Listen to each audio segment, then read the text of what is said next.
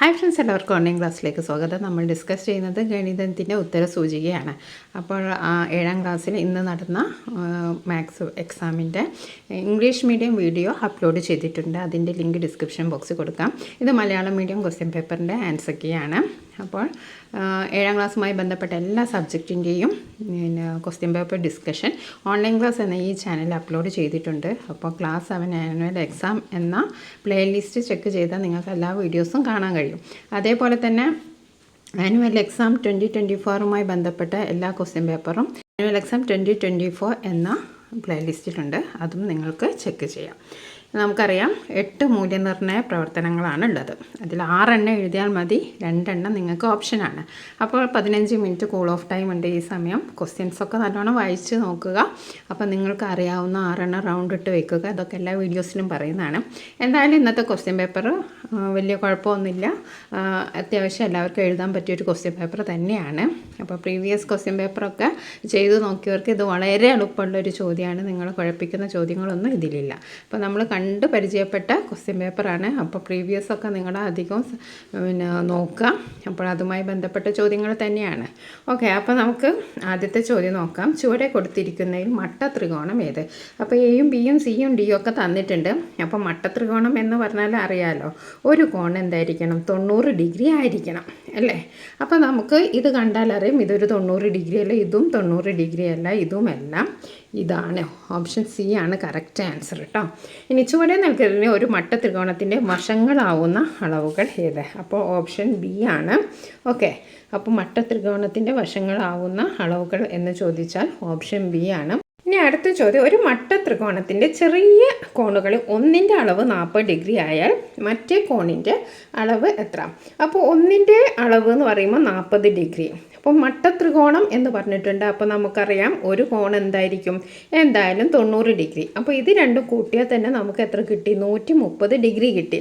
അപ്പോൾ നമുക്കറിയാം ഒരു ത്രികോണം എന്ന് പറഞ്ഞിട്ടുണ്ടെങ്കിൽ എത്രയാണ് കോണുകളുടെ അളവുകളുടെ തുക? 180 ആണ്. അപ്പോൾ ഇത് 90, ഇത് 40. അപ്പോൾ ഇത് കാണാൻ എന്താ നമ്മൾ ചെയ്യേണ്ടത്? വളരെ ഈസിയാണ്. 180ൽ നിന്ന് ഈ രണ്ടും കൂട്ടി കിട്ടിയ തുക നമ്മൾ കുറയ്ക്കുക. അപ്പോൾ 0ൽ നിന്ന് 0 പോയാൽ 0, 8ൽ നിന്ന് 3 പോയാൽ 5. അപ്പോൾ നമ്മുടെ ആൻസർ എത്രയാണ്? 180ൽ നിന്ന് 130 മൈനസ് ചെയ്താൽ 50. അപ്പോൾ നമ്മുടെ ആൻസർ എത്രയാണ്? 50 ഡിഗ്രിയാണ്. അപ്പോൾ ഇതിലൊരു കൺസെപ്റ്റാണ്, ഒരു ആശയമാണ് ഇതിൽ ഉൾക്കൊള്ളിച്ചിരിക്കുന്നത്. എല്ലാ ത്രികോണത്തിൻ്റെ എല്ലാ കോണുകളുടെ അളവുകളുടെ തുക 180 ഡിഗ്രി ആയിരിക്കും. അപ്പോൾ മൂന്നാമത്തെ കാണാൻ പറഞ്ഞിട്ടുണ്ടെങ്കിൽ ആദ്യത്തെ 2 എണ്ണം കൂട്ടിയിട്ട് 180ൽ നിന്ന് നമ്മൾ മൈനസ് ചെയ്താൽ മതി. ഇനി അടുത്ത ചോദ്യം നോക്കാം. ത്രികോണം എ ബി സി ഒരു മട്ട ത്രികോണമാണ്. എ സിയുടെ നീളം എത്ര? ഇവിടെ ഒരു മട്ട ത്രികോണം തന്നിട്ടുണ്ട്. ഇനി എ സിയുടെ നീളം എത്രയാണെന്ന് ചോദിച്ചു. എ സി എന്ന് പറയുന്നത് ഇതിൽ കർണമാണ്, നീളം കൂടിയ വശമാണ്. അപ്പോൾ നമ്മൾ പഠിച്ചിട്ടുണ്ട് നീളം കൂടിയ വശത്തിൻ്റെ വശം എന്തായിരിക്കും? ഇതും ഇതിൻ്റെ സ്ക്വയറും കൂട്ടിയതായിരിക്കും. 15 സ്ക്വയർ പ്ലസ് 8 സ്ക്വയറാണ്. ഇതാണ് ഇതിൻ്റെ ആൻസർ. അപ്പം 15 സ്ക്വയർ എന്ന് പറഞ്ഞാൽ എത്രയാണ്? 225ആണ്. 8 സ്ക്വയർ എന്ന് പറഞ്ഞാൽ 64ആണ്. 225ഉം 64ഉം കൂട്ടിയാൽ നമുക്ക് എത്ര കിട്ടി? 289 കിട്ടി. അപ്പോൾ റൂട്ട് ഓഫ് 289, 289ൻ്റെ വർഗ്ഗമൂലം എത്രയാണ്? 17 സെൻറ്റിമീറ്റർ. അപ്പോൾ നമുക്ക് ആൻസർ കിട്ടി 17 സെൻറ്റിമീറ്റർ. ഓക്കെ, ഇനി നമുക്ക് അടുത്ത ചോദ്യം നോക്കാം. എന്താണ്? പ്രവർത്തനം 2, സ്വർണത്തിൻ്റെ വില. 1 ഗ്രാം സ്വർണത്തിൻ്റെ വില 5800 രൂപയാണ്. 4 ഗ്രാം തൂക്കമുള്ള ഒരു സ്വർണ്ണ നാണയത്തിൻ്റെ വില എത്ര? അപ്പോൾ 1 ഗ്രാം സ്വർണം എന്ന് പറഞ്ഞത് എത്രയാണ്? 5800 ആണ്. അപ്പോൾ 4 ഗ്രാം എന്ന് പറഞ്ഞാൽ നമ്മൾ എന്ത് ചെയ്യണം? 5800നെ 4 കൊണ്ട് ഗുണിക്കണം. അപ്പോൾ 4 0 0 4 0 0 4 8 32, 2 ഇവിടെ എഴുതി, 3 ഇതിന് കൊടുത്തു, 4 5 20, 23 23. അപ്പോൾ 4 ഗ്രാം സ്വർണം വാങ്ങണമെങ്കിൽ നമുക്ക് എത്ര പൈസ കൊടുക്കണം? 23,200 രൂപ. അത് എങ്ങനെ കിട്ടി? 5800നെ 4 കൊണ്ട് ഗുണിച്ചപ്പം കിട്ടി.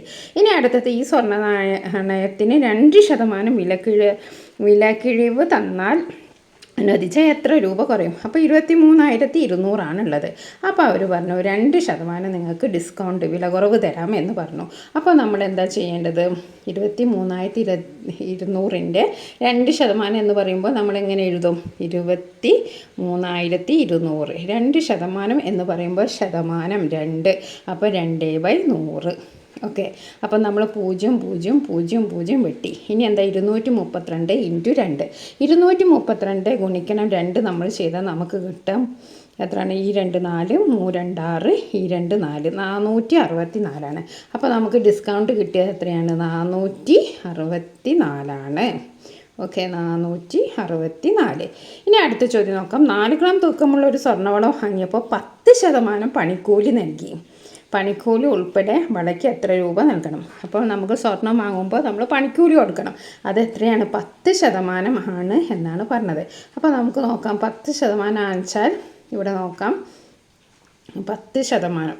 ഓക്കെ, അപ്പോൾ നമുക്കിതൊക്കെ മായ്ക്കാം. 23,200 10% നമ്മൾ എന്തായിട്ട് കൊടുക്കണം? പണിക്കൂലിയായിട്ട് കൊടുക്കണം. അപ്പോൾ 23,200 10% എന്ന് പറയുമ്പോൾ എത്രയാണ്? 10/100. 0 0 0 0 കട്ട് ചെയ്തു. അപ്പോൾ എത്രയാണ്? 2,320. അപ്പം പണിക്കൂലി എത്രയാണ്? 2,320. സ്വർണത്തിൻ്റെ പൈസ എത്രയാണ്? 23,200. അപ്പോൾ നമ്മൾ എന്ത് ചെയ്യണം? ഇത് രണ്ടും കൂട്ടണം അല്ലേ? 23,200 എന്ന് പറയുന്നത് സ്വർണത്തിൻ്റെ വിലയാണ്. നമ്മൾ 10% പണിക്കൂലി കൊടുക്കണം. അപ്പോൾ 2,320. 0 0 0 0 2 2 2 3 5 3 2 5 2. അപ്പോൾ നമുക്ക് എത്ര ആൻസർ കിട്ടി? 25,520. അപ്പോൾ നമ്മുടെ ആൻസർ 25,520. ഓക്കെ, അപ്പോൾ ഇത് നിങ്ങൾക്ക് ശരിയായി കിട്ടിയവർ ആൻസർ ശരിയായി കിട്ടിയവരൊക്കെ കമൻറ്റ് ചെയ്യട്ടോ. ഓക്കെ, ഇനി നമുക്ക് അടുത്ത ചോദ്യം നോക്കാം. ഇത് മായ്ക്കാം. ഓക്കെ, അടുത്ത പ്രവർത്തനം 3. പ്രവർത്തനം 3 വളരെ സിമ്പിളാണ്. നോക്കാം. ചതുരത്തിലെ സംഖ്യകൾ നോക്കൂ. ചതുരത്തിൽ കുറച്ച് സംഖ്യകളൊക്കെ തന്നിട്ടുണ്ട്. -12, 5, 8, 7, 9, -3, 6, 2. ഇനി ചോദ്യം നോക്കാം. ചതുരത്തിലെ ഏറ്റവും വലിയ സംഖ്യ ഏത്? ഇതിൽ ഏറ്റവും വലിയ സംഖ്യ ഏതാണ്? നമുക്ക് പെട്ടെന്ന് നോക്കുമ്പോൾ 12 കണ്ടാൽ നമ്മൾ എഴുതി പോകരുത്. കാരണം അത് നെഗറ്റീവാണ്. നെഗറ്റീവ് സൈനിൻ്റെ അപ്പുറത്ത് എത്ര വലിയ സംഖ്യ എന്നാലും എന്താണ്? അതിനത്ര വിലയൊന്നുമില്ല.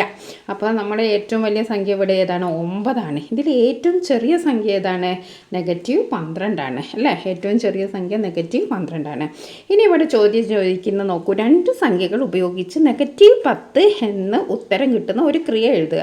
അതായത് ആ ക്രിയ എഴുതി കഴിഞ്ഞാൽ നമുക്ക് ഉത്തരം 10 കിട്ടണം. ഓക്കെ, ഉത്തരം 10 അല്ല, -10 കിട്ടണം. അപ്പോൾ നമുക്ക് എന്തെഴുതാം?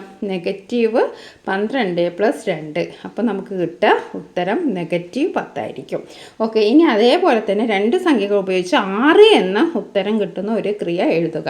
അത് നമുക്ക് ഈസി ആയിട്ട് എഴുതാം. -3 + 9 എന്നെഴുതിയാൽ നമുക്ക് 6 ഉത്തരം കിട്ടും. ഇനി അടുത്ത ചോദ്യം എന്താണ്? ചുവടെ നൽകിയിരിക്കുന്ന 0 എന്ന ഉത്തരം കിട്ടുന്ന ക്രിയ ഏത്? അപ്പോൾ നമുക്ക് വളരെ സിമ്പിളായിട്ട് എഴുതാം. നെഗറ്റീവും പോസിറ്റീവും ഒരേ സംഖ്യ. അപ്പോൾ -5 + 5 0 കിട്ടും. ഇതെല്ലാം ശരിയായി എഴുതിയ ഓരോന്നിനും ഓരോ മാർക്കാണ്. നിങ്ങൾക്ക് 5 മാർക്ക് കിട്ടുക. അതായത് A ഗ്രേഡാണ് കിട്ടുക. ഓക്കെ, ഇനി നമുക്ക് അടുത്ത പ്രവർത്തനം നോക്കാം. പ്രവർത്തനം 4. 2 അക്ക സംഖ്യ ഉണ്ട്. അക്കങ്ങളുടെ തുക, സംഖ്യയിൽ നിന്ന് അക്കങ്ങളുടെ തുക കുറച്ചത്. 15. 15 എന്ന് പറയുമ്പോൾ 15 1 5. അപ്പോൾ അക്കങ്ങളുടെ തുക 1ഉം 5ഉം കൂട്ടിയാൽ 6. പിന്നെ 15 നിന്ന് 6 കുറച്ച് എത്ര കിട്ടി? 9 കിട്ടി. അതാണ് ആദ്യത്തെ പാറ്റേൺ മാതൃക നമുക്ക് തന്നത്. അപ്പോൾ ഇനി നമ്മൾ അതുപോലെ ചെയ്യണം. 29 എന്ന് പറയുമ്പോൾ 2ഉം 9ഉം അല്ലേ? 2ഉം 9ഉം കൂട്ടിയാൽ എത്ര കിട്ടി? 11 കിട്ടി. 2ഉം 9ഉം കൂട്ടിയാൽ നമുക്ക് 11 കിട്ടി. ഇനി ഈ 29 നിന്ന് 29 നിന്ന് നമ്മൾ 11 കുറച്ച് 9 1 പോയ 8, 2 1 പോയാൽ 1. അപ്പോൾ നമുക്കിവിടെ എത്ര ഉത്തരം കിട്ടി? 18 കിട്ടി. ഇനി അടുത്ത നമുക്ക് നോക്കാം. 73 എന്ന് പറയുമ്പോൾ അതിലെ അക്കങ്ങൾ എന്താണ്? 7ഉം 3ഉം. 7ഉം 3ഉം എത്രയാണ്? 10 ആണ്. ഓക്കെ, ഇനി 73 നിന്ന് 10 കുറച്ചാൽ എത്രയാണ്? 63. അപ്പോൾ നമ്മൾ ആ പട്ടിക പൂർത്തിയാക്കി. ഇനി അടുത്ത സംഖ്യയിൽ നിന്ന് അക്കങ്ങളുടെ തുക കുറിച്ചപ്പോൾ കിട്ടിയ സംഖ്യകളുടെ പ്രത്യേകത എന്താ? ഇപ്പോൾ സംഖ്യയിൽ നിന്ന് അക്കങ്ങളുടെ തുക കുറച്ചപ്പോൾ നമുക്ക് കിട്ടിയത് ഇതൊക്കെയാണ്. 9, 18, 63 അല്ലേ? നമുക്ക് കിട്ടിയത് 9, 18, 63. അപ്പോൾ ഈ സംഖ്യകളുടെ പ്രത്യേകത എന്താണ്? ഈസി ആയിട്ട് പറയാം. 9ൻ്റെ ഗുണിതങ്ങളാണ്. ഇതൊക്കെ എന്താണ്? 9ൻ്റെ ഗുണിതങ്ങളാണ്. ഓക്കെ, ഇനി ഈ 2 അക്ക സംഖ്യ 10xy എന്ന് സൂചിപ്പിച്ച് സംഖ്യയിൽ നിന്ന് അക്കങ്ങളുടെ തുക കുറച്ചാൽ കിട്ടുന്ന സംഖ്യ ഏത്? 9x ആണ്. 9x ആണ്. അതായത് 10x + y, അതായത് 10x + y അല്ലേ? 10x + y - X plus Y ഇങ്ങനെയാണ് നമ്മൾ എഴുതുക അല്ലേ. അപ്പോൾ ഇവിടെ എന്താണ് പ്ലസ് വൈയും മൈനസ് വൈയും അതങ്ങോട്ട് കട്ടായിപ്പോയി. പിന്നെ 10x നിന്ന് എക്സ് പോയാൽ എത്രയാണ് 9x ആണ്. ഓക്കെ, ഇനി നമുക്ക് അടുത്ത ചോദ്യം നോക്കാം. പ്രവർത്തനം 5 എന്താണ്? ഒരു RTO ഓഫീസിൽ കഴിഞ്ഞ വർഷം രജിസ്റ്റർ ചെയ്ത വിവിധ തരത്തിലുള്ള വാഹനങ്ങളെ സംബന്ധിക്കുന്ന വിവരങ്ങൾ പട്ടികയിൽ നൽകിയിരിക്കുന്നു. നമ്പർ, ഇനം, ശതമാനം. ഓക്കെ, ബസ് എത്ര ശതമാനമാണ്? ബസ് 10%. അതേപോലെ കാറ് 25, ഓട്ടോറിക്ഷ 15, 2 വീലർ 40, മറ്റുള്ളവ 10. ഈ വിവരങ്ങൾ സൂചിപ്പിക്കുന്ന ഒരു വൃത്തചിത്രം വരയ്ക്കുക. അപ്പോൾ വളരെ എളുപ്പമാണ്. വൃത്തചിത്രം എല്ലാവരും വരച്ചിട്ടുണ്ടാവും, ആരും മിസ്സാക്കിയിട്ടുണ്ടാവില്ല എന്ന് വിചാരിക്കുകയാണ്. ആർക്കെങ്കിലും തെറ്റിപ്പോയവരുണ്ടെങ്കിൽ കമൻറ്റ് ചെയ്യാൻ മറക്കരുത്. അപ്പോൾ നമ്മുടെ വൃത്തചിത്രത്തിൽ ഏറ്റവും കൂടുതൽ ആരായിരിക്കും? 2 വീലർ ആയിരിക്കും അല്ലേ. 2 വീലർ ആയിരിക്കും 40%. പിന്നെ ഇവർ ആരാണ്? കാറ് 25%. അതൊക്കെ നിങ്ങൾ ഷെയ്ഡ് ചെയ്തിട്ട് ഒക്കെ നിങ്ങൾ വൃത്തിയിൽ അതിൻ്റെ ശതമാനമൊക്കെ എഴുതണം. ഓക്കെ, പിന്നെ വരുന്നത് ഓട്ടോറിക്ഷ 15, ബസ്സും മറ്റുള്ളവയും 10 ആയിരിക്കും. അപ്പോൾ അത് സെയിം ആയിരിക്കും. അങ്ങനെയൊക്കെ നിങ്ങൾ വരച്ചിട്ടുണ്ടാവുമെന്ന് വിചാരിക്കുകയാണ്. പ്രവർത്തനം 6 നോക്കാം. ചുവടെ നൽകുന്ന ഒരു ത്രികോണത്തിൻ്റെ വശങ്ങളുടെ അളവുകൾ ആകാത്തത് ഏത് എന്നാണ് ചോദിച്ചത്. ഓക്കെ, വശങ്ങളുടെ അളവുകൾ ആകാത്തത് ഏത് എന്നാണ് ചോദിച്ചത്. അപ്പോൾ ഏതാണ്? അപ്പോൾ ഇതാണോ? ഇതല്ല. അതായത് 5 5 10. 10നേക്കാൾ കുറവാണ് 7. അപ്പോൾ ഇത് ആവാൻ ചാൻസ് ഉള്ളതാണ്. ഇത് 7 7 14, 14നേക്കാൾ കുറവാണ് 5. അപ്പോൾ ഇതുമല്ല. ഇനി 4 4 8, 8നേക്കാൾ കുറവാണ് 7. അപ്പോൾ അതുമല്ല. ഇനി 3 3 6, 6നേക്കാൾ കൂടുതലാണ് 7. അപ്പോൾ ഇതാണ് എന്താണ്? ത്രികോണത്തിൻ്റെ വശങ്ങളുടെ അളവുകൾ ആവാൻ ചാൻസ് ഇല്ലാത്തത്. ഓക്കെ, അപ്പോൾ 3 3 6, 6നേക്കാൾ കൂടുതലാണ് ഈ മൂന്നാമത്തെ വശം. അപ്പോൾ ഇതാണ് കറക്റ്റ് ആൻസർ. ഡി ആണ് കറക്റ്റ് ആൻസർ. ഇനി അടുത്ത ത്രികോണം XYZ. XY 7 centimetre, YZ 6 centimetre, കോൺ Y 65 ഡിഗ്രി. ത്രികോണം XYZ വരയ്ക്കുക. അപ്പോൾ വളരെ എളുപ്പമാണ്. X വരയ്ക്കുക, എന്നിട്ട് നമ്മൾ 7 സെൻറ്റിമീറ്റർ അടയാളപ്പെടുത്തുക, എന്നിട്ട് YZ നിന്ന് 6 സെൻറ്റിമീറ്റർ അടയാളപ്പെടുത്തുക, എന്നിട്ട് ഇവിടെ പ്രൊട്രാക്ടർ വെച്ച് നമ്മൾ 65 ഡിഗ്രി അടയാളപ്പെടുത്തുക, എന്നിട്ട് കൂട്ടി യോജിപ്പിക്കുക. വളരെ സിമ്പിളാണ്, എല്ലാവരും വരച്ചിട്ടുണ്ടാവും. ഓക്കെ, ഇനി പ്രവർത്തനം 7 നോക്കാം. ചുവടെ നൽകിയിരിക്കുന്നതിൽ തെറ്റായ പ്രസ്താവന ഏത്? അപ്പോൾ ഒരു അഭാജ്യ സംഖ്യയ്ക്ക് 2 ഘടകങ്ങളുണ്ട്. ശരിയാണ്. 2 വ്യത്യസ്ത അഭാജ്യ സംഖ്യകളുടെ ഗുണനഫലത്തിന് 3 ഘടകങ്ങളുണ്ട്. അത് ശരിയല്ല. പൂർണ്ണവർഗത്തിൻ്റെ ഘടകങ്ങളുടെ എണ്ണം ഒറ്റ സംഖ്യയാണ്. അതും ശരിയാണ്. എല്ലാ ഭാജ്യ സംഖ്യകൾക്കും 2 കൂടുതൽ ഘടകങ്ങളുണ്ട്. അതും ശരിയാണ്. അപ്പോൾ ഇവിടെ തെറ്റേതാണ്? ഓപ്ഷൻ ബി ആണ്. ഓക്കെ, ഇനി അടുത്തത് 2⁵2 ഘടകങ്ങളുടെ എണ്ണം എത്ര? അപ്പോൾ ഘാതം എത്രയാണ്? 5 ആണ് അല്ലേ. ഇവിടെ ഘാതം എത്രയാണ്? 5 ആണ്. 5നോട് 1 കൂട്ടിയാൽ 6. ഇനി ഇവിടെ നോക്കൂ, 2⁵5 ഗുണിക്കണം 3⁴ ഘടകങ്ങളുടെ എണ്ണം എത്ര? അപ്പോൾ ഇവിടെ ഘാതം എത്രയാണ്? 5. അപ്പോൾ 5നോട് നമ്മൾ 1 കൂട്ടി, 5നോട് 1 കൂട്ടി, 5നോട് 1 കൂട്ടിയപ്പോൾ 6. ഇനി ഇവിടെ ഘാതം എത്രയാണ്? ഇവിടെ 4. 4നോട് 1 കൂട്ടിയപ്പോൾ 5. 6ഉം 5ഉം 30. മനസ്സിലായല്ലോ? ഈ ഘാതത്തിനോട് 1 കൂട്ടുക, എന്നിട്ട് ഗുണിക്കുക. ഓക്കെ, ഇവിടെ ഗുണനം ഒന്നുമില്ലാത്തതിനെ കൊണ്ട് അത് അതേപോലെ തന്നെ എഴുതി. ഓക്കെ, ഇനി അടുത്തത് 2⁵5 3⁵4 ഏറ്റവും ചെറിയ എണ്ണസംഖ്യ കൊണ്ട് ഗുണിച്ചാൽ അത് ഒരു പൂർണ്ണവർഗമാകും. ഏത് എണ്ണസംഖ്യ കൊണ്ട് ഗുണിച്ചാൽ പൂർണ്ണവർഗമാകുമെന്നാണ്. അപ്പോൾ നമ്മൾ 3 കൊണ്ട് ഗുണിച്ചാലാണ് പൂർണ്ണവർഗമാകുക. ഓക്കെ, ഇനി അടുത്തത് പ്രവർത്തനം 8 അവസാനത്തെ ചോദ്യമാണ്. അപ്പം 6 പ്രവർത്തനം എഴുതിയാൽ മതി നിങ്ങൾ. ഓക്കെ, ഒരു തീവണ്ടി 54 കിലോമീറ്റർ മണിക്കൂർ ശരാശരി വേഗത്തിൽ സഞ്ചരിക്കുന്ന ഈ തീവണ്ടി 5 കിലോമീറ്റർ കൊണ്ട് എത്ര ദൂരം സഞ്ചരിക്കും? അപ്പോൾ 5 കിലോമീറ്റർ കൊണ്ട് എത്ര ദൂരം സഞ്ചരിക്കും എന്നാണ് ചോദ്യം. അപ്പോൾ നമ്മൾ എന്ത് ചെയ്യണം? 54 കിലോമീറ്റർ ആണല്ലേ. അപ്പോൾ 54 കിലോമീറ്ററിന് 5 കൊണ്ട് ഗുണിക്കുക. അപ്പോൾ നമുക്ക് കിട്ടുക 270 കിലോമീറ്റർ ആണ്. ഓക്കെ, ഇനി ഒരു സെക്കൻഡ് സഞ്ചരിക്കുന്ന ദൂരം കണ്ടുപിടിക്കാൻ എന്താ ചെയ്യുക? ഒരു സെക്കൻഡാണ് പറഞ്ഞത്. അപ്പോൾ നമ്മൾ എന്താ എടുക്കണം? അതിന് സെക്കൻഡിലേക്ക് മാറ്റണം. 54 ഉള്ളത് നമ്മൾ സെക്കൻഡിലേക്ക് കിലോമീറ്ററാണ് അല്ലേ. അപ്പോൾ നമ്മൾ 5400 ആക്കി എഴുതിയിട്ട് ഒരു സെക്കൻഡ് എന്ന് പറയുമ്പോൾ 3600. ഓക്കെ, അപ്പോൾ അങ്ങനെ എഴുതി നമ്മൾ ഹരിച്ചിട്ടുണ്ടെങ്കിൽ നമുക്ക് എത്ര കിട്ടും? 15 മീറ്റർ എന്ന് കിട്ടും. ഇതൊരു മെത്തേഡ് മാത്രമാണ്. വേറെ രീതിയിലൊക്കെ നമുക്ക് 15 മീറ്റർ കിട്ടിയിട്ടുണ്ടെങ്കിൽ നിങ്ങൾക്ക് 1 മാർക്ക് കിട്ടും. ഇതൊക്കെ ഓരോ മാർക്കാട്ടോ ഈ ചോദ്യത്തിനൊക്കെ ശരിയായ ഉത്തരം എഴുതിയാൽ. ഓക്കെ. ഇനി അടുത്ത ചോദ്യം, ഈ തീവണ്ടിക്ക് 180 മീറ്റർ നീളമുണ്ട്. ഒരു ഇലക്ട്രിക് പോസ്റ്റിനെ കടന്നു പോകാൻ തീവണ്ടി എത്ര സമയം വേണം? അപ്പോൾ ഇവിടെ 15 എന്ന് കിട്ടിയല്ലോ. അപ്പോൾ 180 മീറ്റർ ഉണ്ട്, 15 ഒരു സെക്കൻഡിൽ സഞ്ചരിക്കുന്ന ദൂരം 15 ആണല്ലേ. അപ്പോൾ 180 ഹരിക്കണം 15, 12 സെക്കൻഡ് എഴുതിയാൽ നമ്മുടെ ആൻസർ കിട്ടി. അപ്പം വളരെ എളുപ്പമുള്ള ചോദ്യമാണ്. എല്ലാത്തിനും ഓരോ മാർക്കാണ്.